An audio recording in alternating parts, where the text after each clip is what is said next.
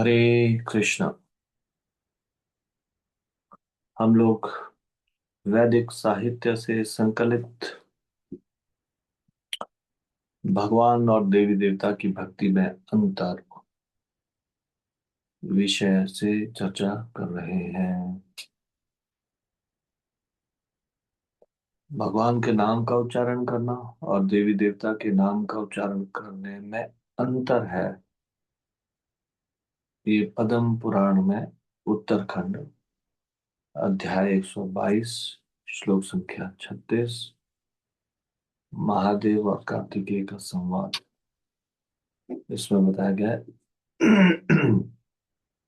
सुराणां कीर्तने सर्वे कोटिभिश्च फलं कृतं तत्फलं कीर्तनादेव केशवे सुकृतं कलो।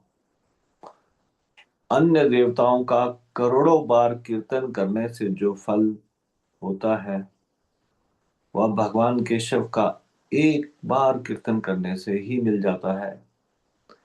अतः कलयुग में श्री हरि का कीर्तन ही सर्वोत्तम पुण्य है।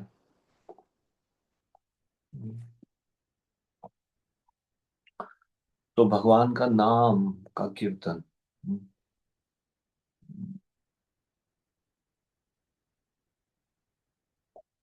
जो भी वैष्णवों का उत्सव होता है या जो भी उनके जीवन में कोई भी विवाह यज्ञ या अन्य कोई संस्कार इत्यादि उसका शुरुआत तो हरे कृष्ण कीर्तन से करते हैं।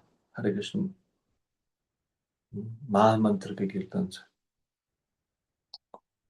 और महामंत्र का कीर्तन अगर नहीं है तो कोई भी शुभ कार्य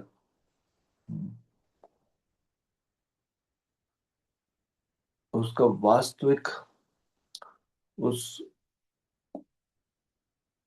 संस्कार या उत्सव की पूर्णता नहीं हुई यदि हरे कृष्ण कीर्तन नहीं हुआ। तो भगवान का नाम का किसी भी प्रकार से उच्चारण किया जाए ये कितना महत्वपूर्ण है।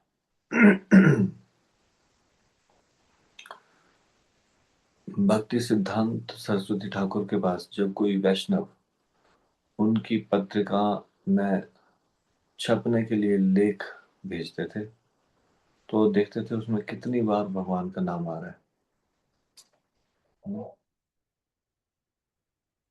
अगर उसमें बार बार भगवान का नाम आ रहा है तो उसको छपने लायक समझते थे।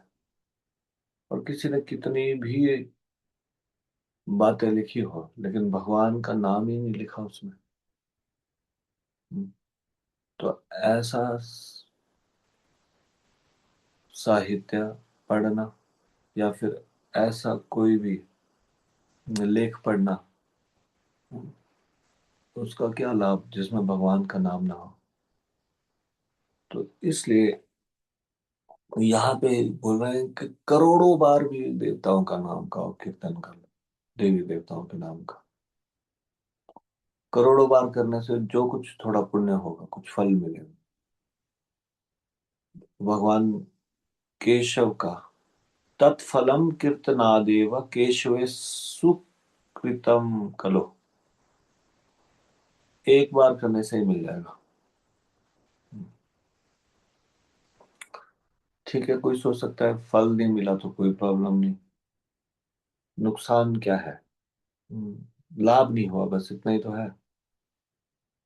अगर कोई इस प्रकार की बुद्धि रखता है और सोचता है कि भगवान और देवता एक समान है तो पद्म पुराण इस इस चीज को वार्न करते हैं कि अगर देवताओं को के बराबर भगवान को समझने की बुद्धि रखते हैं और बराबर ही सम्मान देते हैं ज्यादा सम्मान भगवान को नहीं देते तो फिर उनके विषय में लिखा है पद्म पुराण भाग 3 स्वर्ग खंड अध्याय 50 श्लोक संख्या 22 सूत गोस्वामी और ऋषि मुनियों का संवाद। ये समानम प्रपश्यन्ति हरिं वे देवतान्तरम् ते यान्ति नरकान् घोरान् न तांस्तु गणयेद्वरि। जो लोग दूसरे देवताओं के समान श्री हरि को मानते हैं वे घोर नरक में जाते हैं, अतएव उन देवताओं को श्री हरि के समान न माने। हम्म, जैसे मान लीजिए अ, कोई राजा को एक सामान्य व्यक्ति की तरह ट्रीट करता, सम्मान नहीं करता राजा। हम्म,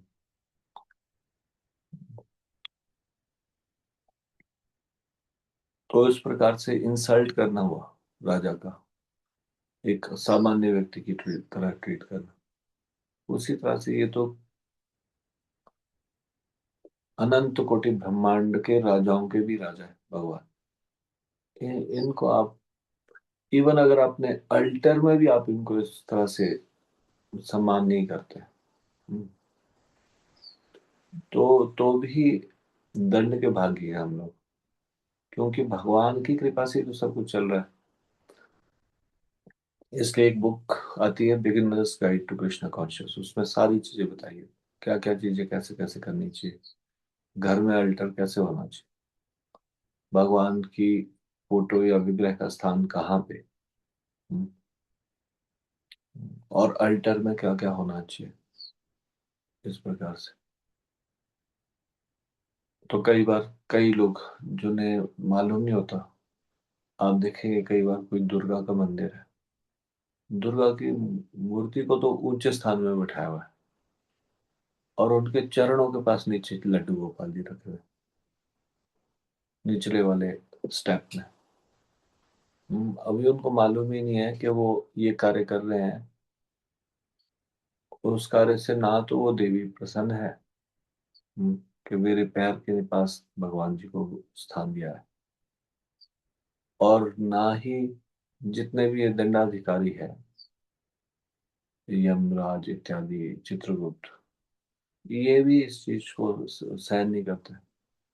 इसलिए हमको मालूम होना चाहिए भगवान को देवताओं के नीचे स्थान देना कितना बड़ा अपराध है।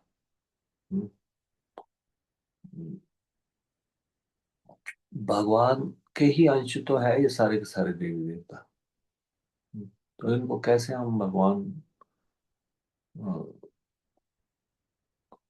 को कम स्थान दे सकते हैं इनके सामने।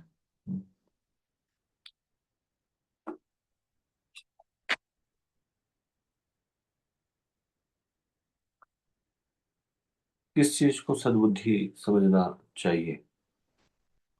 हम्म,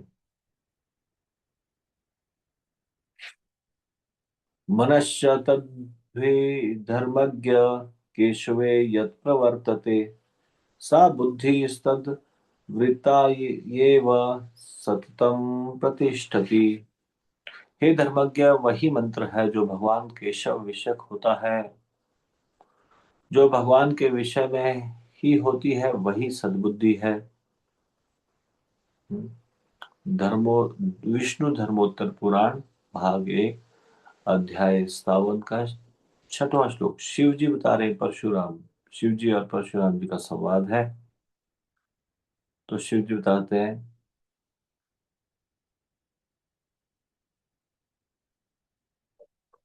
कौन क्या सद्बुद्धि है?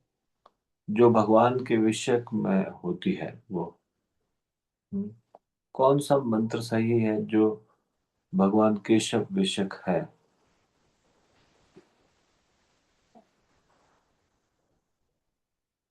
पद्म पुराण भाग 6 उत्तरखंड अध्याय 235 श्लोक संख्या 10।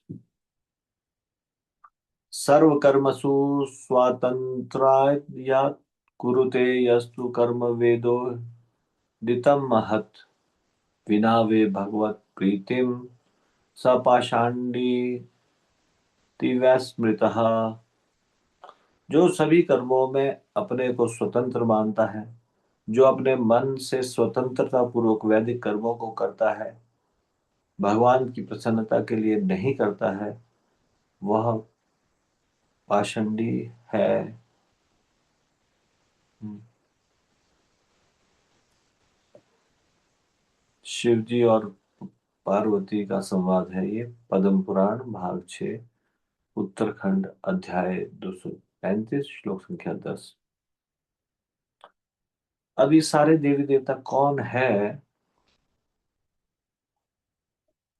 तो व्यास जी बता रहे हैं ब्राह्मणों को। व्यास देव जी और ब्राह्मणों का संवाद है पद्म पुराण भाग 7, क्रिया योग सार खंड, अध्याय 15, श्लोक संख्या 2 और 3। विष्णवंश भूतं सकलं जगते जगदेतद्द्विजोत्तमम् तस्माद् विष्णुमयं धीराः पश्यन्ति परमार्थिनः। ब्रह्म शंकर रुद्राधा विष्णवंशा सकला मुसुरा तस्मात् समस्त देवार्चा विष्णुमेकं प्रपद्यते। अनुवाद। हे द्विजोत्तम, यह संपूर्ण जगत भगवान विष्णु का अंश है, इसलिए परमार्थी धीर पुरुष जगत को विष्णुमय देखते हैं। ब्रह्मा जी, शंकर जी तथा रुद्र आदि सभी देवता भगवान विष्णु के अंश है, इसलिए सभी देवताओं की पूजा भगवान विष्णु को ही प्राप्त होती है।